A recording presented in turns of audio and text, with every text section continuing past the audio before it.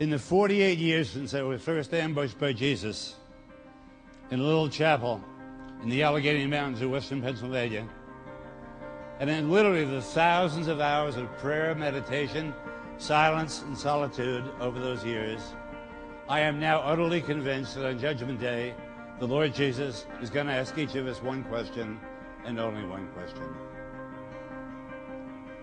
Did you believe that I loved you? That I desired you? That I waited for you day after day?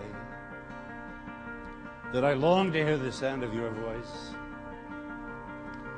The real believers there will answer, yes, Jesus. I believe in your love, and I tried to shape my life as a response to it. But many of us who are so faithful in our ministry, in our practice, in our church going, are going to have to reply, well, frankly, no, sir. I mean, I never really believed it. I mean, I heard a lot of wonderful sermons and teachings about it. In fact, I gave quite a few myself. But I always thought that was just a way of speaking, a kindly lie, some Christian's pious pat on the back to cheer me on. And there's the difference between the real believers and the nominal Christians that abound in our churches across the land. No one can measure like a believer the depth and the intensity of God's love, but at the same time, no one can measure like a believer the effectiveness of our gloom, pessimism, low self-esteem, self-hatred, and despair that block God's way to us. Do you see why it is so important to lay hold of this basic truth of our faith? Because you're only going to be as big as your own concept of God.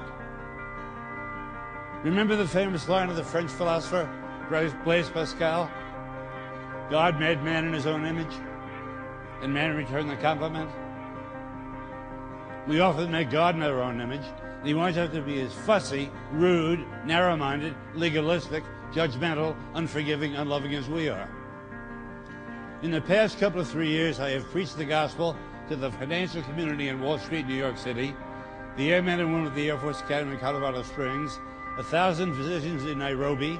I've been in churches in Bangor, Maine, Miami, Chicago, St. Louis, Seattle, San Diego, and honest, the God of so many Christians I meet is a God who is too small for me, because he is not the God of the Word.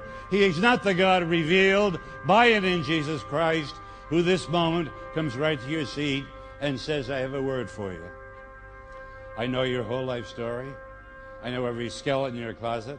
I know every moment of sin, shame, dishonesty, and degraded love that has darkened your past. Right now, I know your shallow faith, your feeble prayer life, your inconsistent discipleship. And my word is this: I dare you to trust that I love you just as you are and not as you should be, because you're never going to be as you should be.